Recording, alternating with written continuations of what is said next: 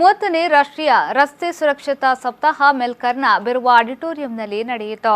ಸಹಾಯಕ ಪ್ರಾದೇಶಿಕ ಸಾರಿಗೆ ಅಧಿಕಾರಿಗಳ ಕಚೇರಿ ಹಾಗೂ ಪೊಲೀಸ್, ಆರೋಗ್ಯ, ವಾರ್ತಾ, ಶಿಕ್ಷಣ, ಲೋಕೋಪಯೋಗಿ ಮತ್ತು ಸ್ಥಳೀಯ ಸಂಸ್ಥೆಗಳ ಜಂಟಿ ಆಶ್ರಯದಲ್ಲಿ ಕಾರ್ಯಕ್ರಮವನ್ನು ಆಯೋಜಿಸಲಾಗಿತ್ತು. ಬಂಟ್ವಾಳ ಶಾಸಕ ರಾಜೇಶ್ ನಾಯ್ಕ್ ಅವರು ಕಾರ್ಯಕ್ರಮವನ್ನು ಉದ್ಘಾಟಿಸಿದರು.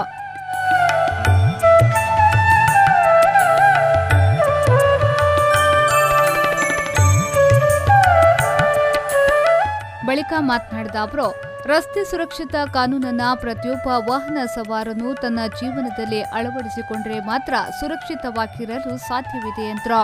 ಶಾಲಾ ಪಠ್ಯದಲ್ಲಿ ರಸ್ತೆ ಸುರಕ್ಷತೆಯ ಬಗ್ಗೆ ಪಾಠ ಬರುವುದು ಸ್ವಾಗತಾರ್ಹ. ಶಾಲಾ ಕಾಲೇಜುಗಳ ವಿದ್ಯಾರ್ಥಿಗಳಲ್ಲಿ ಈ ಬಗ್ಗೆ ಜಾಗೃತಿ ಮೂಡಿಸಬೇಕು ಎಂದ ಅವರು, ವಾಹನ ಚಾಲನೆಯ ವೇಳೆ ಮೊಬೈಲ್ ಬಳಕೆ ಮಾಡುವುದೇ ಅಪಘಾತಕ್ಕೆ ಮೂಲ ಕಾರಣ ಎಂದು ತಿಳಿಸಿದರು.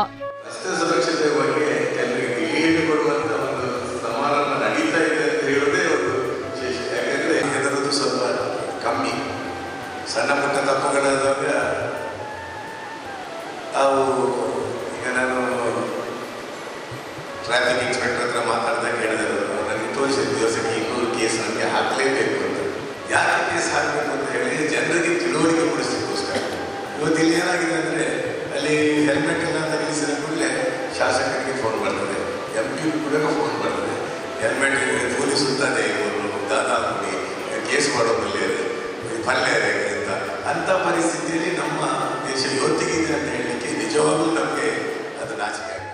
ಸಂಚಾರಿ ಠಾಣಾ ಉಪನಿರೀಕ್ಷಕಿ ಮಂಜುಳಾ ಅವರು ಮಾತನಾಡಿ, ಬಂಟ್ವಾಳದಲ್ಲಿ 27 ಮಂದಿ ರಸ್ತೆ ಅಪಘಾತದಲ್ಲಿ ಮೃತಪಟ್ಟಿದ್ದಾರೆ. ಈ ಪೈಕಿ 17 ಮಂದಿ ಹೆಲ್ಮೆಟ್ ಧರಿಸದೇ ಇರುವುದರಿಂದ ಮೃತಪಟ್ಟಿರುವುದಾಗಿ ತಿಳಿಸಿದ್ರು. ರಸ್ತೆ ಸುರಕ್ಷತಾ ಕಾನೂನನ್ನ ಪ್ರತಿಯೊಬ್ಬರೂ ಇದು ನಮ್ಮ ಸುರಕ್ಷತೆಗಾಗಿರುವ ಕಾನೂನು ಎಂದು ಅರಿತುಕೊಂಡು ಎಚ್ಚರಿಕೆಯಿಂದ ವಾಹನ ಚಲಾಯಿಸಿದಾಗ ಅಪಘಾತಗಳ ಸಂಖ್ಯೆ ಕಡಿಮೆಯಾಗಲಿದೆ ಎಂದರು. ನಮ್ಮ ಠಾಣಾ ವ್ಯಾಪ್ತಿಯಲ್ಲಿ 27 ಆಕ್ಸಿಡೆಂಟ್ ಇಂದ ಡೆತ್ ಆಗಿದೆ. ಅದರಲ್ಲಿ 17 ವಿತೌಟ್ ಹೆಲ್ಮೆಟ್.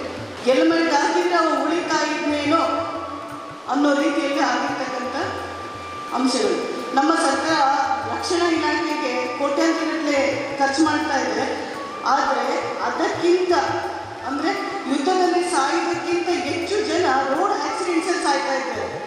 ಅಂದರೆ ನಾವೆಷ್ಟು ಮೂಡರು, ನಾವು ಅಂದರೆ ನಮಗೆ ನಮ್ಮ ಬಜೆಟ್ ಬಗ್ಗೆ ಬೆಲೆ ಗೊತ್ತಿಲ್ಲ, ಜೀವನ ಬೆಲೆ ಗೊತ್ತಿಲ್ಲ.